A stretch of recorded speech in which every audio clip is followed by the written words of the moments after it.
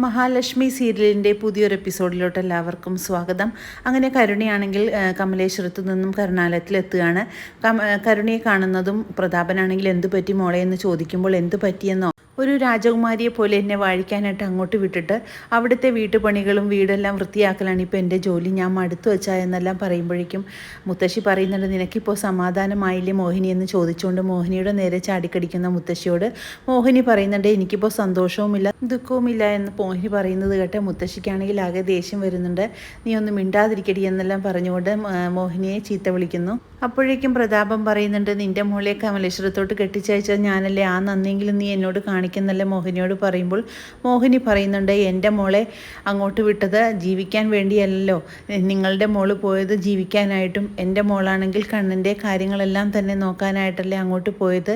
ശരിക്കും പറഞ്ഞാൽ നിങ്ങൾ ചെയ്തിട്ടുള്ള പാപങ്ങളുടെ ഫലമായിട്ട് പ്രായശ്ചിത്തം ചെയ്യാൻ വേണ്ടിയാണ് എൻ്റെ മോള് കമലേശ്വരത്തോട്ട് പോയതെന്നല്ല മോഹിനി പറയുന്നത് കേട്ട് മുത്തശ്ശിക്കാണെങ്കിൽ ആകെ ദേഷ്യം വരുന്നുണ്ട്.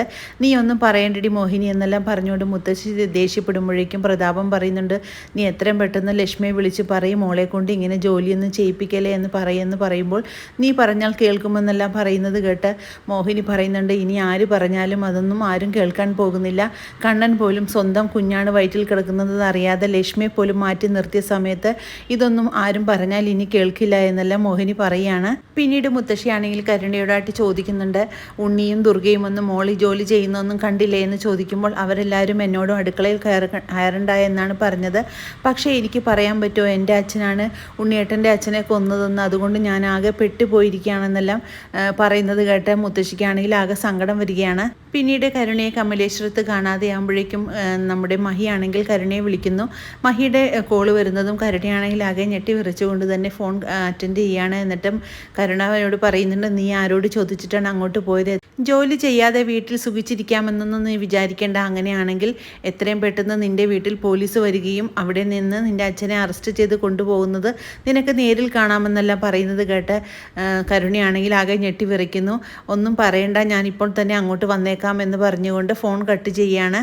ഇത് കേൾക്കുന്ന പ്രതാപം പറയുന്നുണ്ട്, മോൾ ഒന്നുകൊണ്ടും പേടിക്കേണ്ട, അച്ഛനാണെങ്കിൽ ജയിലിൽ പോകാൻ തയ്യാറാണ്, മോൾക്ക് അവിടുത്തെ ജോലിയൊന്നും ചെയ്യാൻ പറ്റില്ല എന്ന് ധൈര്യമായിട്ട് തുറന്നു പറഞ്ഞോളാം പറയുമ്പോഴേക്കും കരുണ പറയുന്നുണ്ട്, എനിക്ക് വേണ്ടി ആരും ജയിലിൽ പോകാൻ തയ്യാറാകണ്ട എന്ന് പറഞ്ഞുകൊണ്ട് ദേഷ്യപ്പെട്ടുകൊണ്ട് അവിടെ നിന്ന് പോകുന്നു. പിന്നീട് കണ്ണനാണെങ്കിൽ മഹിയോടായിട്ട് പറയുന്നുണ്ട്, യാതൊരു ദാക്ഷിണ്യവും കൂടാതെ തന്നെ കരുണയോട് നീ പെരുമാറണം, എന്നാൽ മാത്രമേ അവളുടെ സ്വഭാവത്തിൽ എന്തെങ്കിലും മാറ്റം ഉണ്ടാവുകയുള്ളൂ എന്ന് പറയുമ്പോൾ ഞാൻ അതെല്ലാം ശ്രദ്ധിച്ചോളാം കണ്ണേട്ടാ എന്ന് പറയുന്നുണ്ട്. അതേസമയം ഉണ്ണിയാണെങ്കിൽ കരുണയെ കൊണ്ട് ജോലി ചെയ്യിപ്പിക്കുന്നതെല്ലാം കാണുമ്പോഴേക്കും ആകെ ദേഷ്യപ്പെടുന്നുണ്ട്. അന്നേരം ഉണ്ണി ദുർഗയോടായിട്ട് പറയുന്നുണ്ട്, കരുണയെ കൊണ്ടുണ്ടാക്കിയിരിക്കുന്ന ഏതെങ്കിലും ഒരു കറികളാണെങ്കിൽ ആ മഹാലക്ഷ്മിയുടെ മരമോന്തയിലോട്ട് ഒഴിക്കാനായിട്ട് കരുണയോട് പറയണമെന്നെല്ലാം ഉണ്ണി ദുർഗയോടായിട്ട് പറയുന്നത് കേട്ടുകൊണ്ട് വരികയാണ് നമ്മുടെ മഹാലക്ഷ്മി.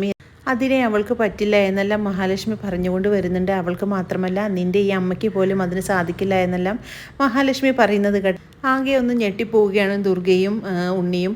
അതേസമയം അങ്ങോട്ടേക്ക് എത്തുകയാണ് നമ്മുടെ കരുണയെ കാണുന്നതും നീ ആരോട് ചോദിച്ചിട്ടാണ് ഇവിടെ നിന്ന് പോയതെന്നെല്ലാം ചോദിച്ചുകൊണ്ട് ദേഷ്യപ്പെടുമ്പോഴേക്കും കരുണയാണെങ്കിൽ ഒരക്ഷരം മിണ്ടാതെ തന്നെ മഹാലക്ഷ്മിയുടെ മുന്നിൽ നിൽക്കുകയാണ്. ഇതെല്ലാം കണ്ടുകൊണ്ട് നിൽക്കുന്ന ഉണ്ണിക്കും ദുർഗയ്ക്കുമാണെങ്കിൽ ആകെ സംശയമാകുന്നുണ്ട്.